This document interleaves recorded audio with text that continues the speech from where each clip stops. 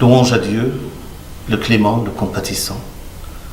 Prière et salut sur notre bien-aimé prophète Mohammed, sallallahu alayhi wa sallam, ainsi que sur l'ensemble des membres de sa famille, ses compagnons et ceux qui ont suivi sa voie, qui ont resté fidèles à sa voie jusqu'à la rencontre de Dieu.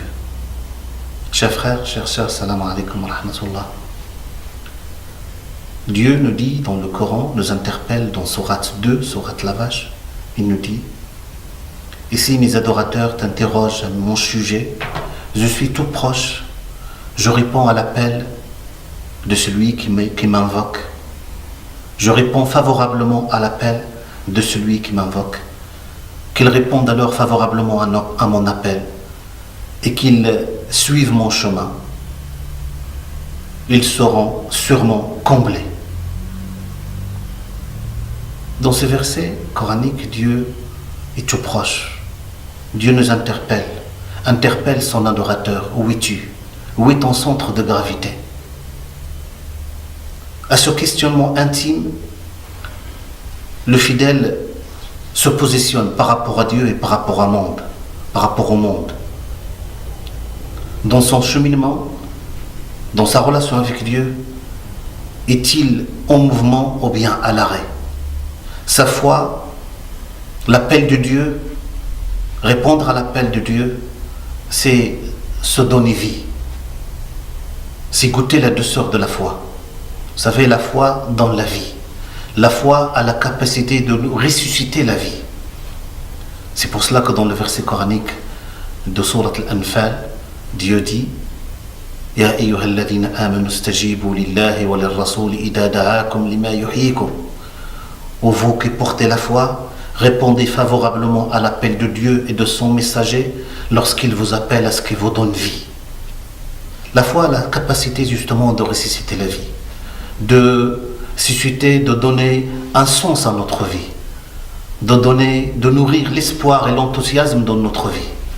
En revanche, l'insouciance, l'éloignement de Dieu, le péché a cette capacité d'éteindre l'étincelle de la foi dans le cœur, de mener l'individu, les fidèles, à la perdition, à l'éloignement de Dieu subhanahu wa ta'ala. Notre espoir, notre foi, notre cheminement peut être mis en danger à cause des péchés. C'est pour cela que Abdullah ibn Abbas, le compagnon Abdullah ibn Abbas, radiyallahu anhu, disait: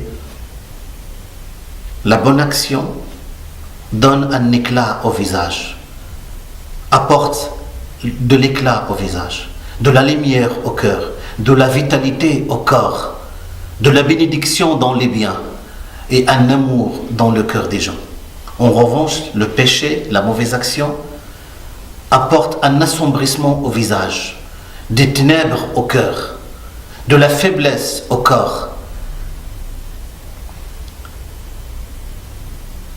une diminution dans les biens et une animosité dans le cœur des gens. Dans cette parole de ce compagnon des prophètes Mohammed sallallahu alayhi wa sallam, et que le prophète sallallahu alayhi wa sallam a invoqué Dieu en sa faveur pour qu'il soit, que lui donne la capacité, de lui donne le savoir et la connaissance pour pouvoir interpréter et expliquer la foi. Il nous interpelle sur une chose qui est très importante. Notre cheminement, notre relation à Dieu doit être centrée sur Dieu et s'inscrit dans la voie des prophètes Mohammed sallallahu alayhi wa sallam, et que le fidèle essaye par tout moyen de s'éloigner des mauvaises actions qui peuvent avoir des conséquences néfastes sur sa foi, sur son cheminement et sur sa relation avec Dieu et avec le monde. D'ailleurs, dans le hadith authentique rapporté par le Bukhari et Muslim, selon Hudayf ibn al-Yaman, vous savez, ce compagnon, pour vous donner une idée, mes chers frères et sœurs, sur ce compagnon, c'était celui qui gardait le secret des prophètes Mohammed sallallahu alayhi wa sallam concernant les hypocrites. Hudayf ibn al-Yaman, ce compagnon, c'est lui aussi qui a demandé à Omar ibn Khattab d'inciter Omar ibn Khattab de rassembler les gens pour la prière de Tarawih, d'accomplir la prière de Tarawih en groupe. Et c'est lui qui a demandé, qui a incité pour que le Coran soit assemblé à l'époque d'Abu Bakr Siddiq, Que Dieu leur accorde sa satisfaction à tous les compagnons du prophète Mohammed sallallahu alayhi wa sallam. Ce compagnon disait, les compagnons du prophète Mohammed sallallahu alayhi wa sallam l'interrogeaient à propos du bien, et moi je l'interrogeais à propos du mal pour ne pas y tomber, pour ne pas y sombrer. C'est très important. C'est tout à fait normal que l'individu cherche le bien et cherche à promouvoir le bien. Mais ce compagnon avait cette particularité d'interroger le prophète sallallahu alayhi wa sallam à propos du mal, à propos des péchés, pour s'en écarter le plus loin possible. Pourquoi ? Parce que nous avons un principe dans notre foi. Repousser le mal, s'éloigner du mal, s'éloigner des péchés est prioritaire par rapport à accomplir un bien. Et parce que le prophète Mohammed sallallahu alayhi wa sallam nous disait que ce que je vous ai interdit de faire, n'y touchez pas, il n'y a pas d'excuse. Par contre, ce que je vous ai demandé d'accomplir, faites ce que vous en pouvez. Donc mes chers frères et sœurs, nous devons avoir une vie qui est centrée sur Dieu. Notre centre de gravité doit être tourné vers Dieu subhanahu wa ta'ala. Essayer de plaire à Dieu, cheminer, faire le bien, promouvoir le bien autour de nous, être, comme disait le prophète sallallahu alayhi wa sallam dans le hadith, être quelqu'un, une clé du bien. Vous savez, le prophète sallallahu alayhi wa sallam disait, il y a des personnes clés. Il y a des personnes clés. Il y a des personnes clés du bien, il y a des personnes qui sont des clés du mal. Côtoyer les gens qui sont les clés du bien vous ouvre les portes du bien et vous incite à faire le bien. On devient courageux en compagnie des braves. On devient bon en compagnie des bons.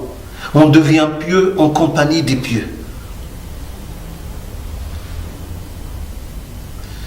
Je m'arrête là et Inch'Allah ce sujet aura une suite. Allah ta'ala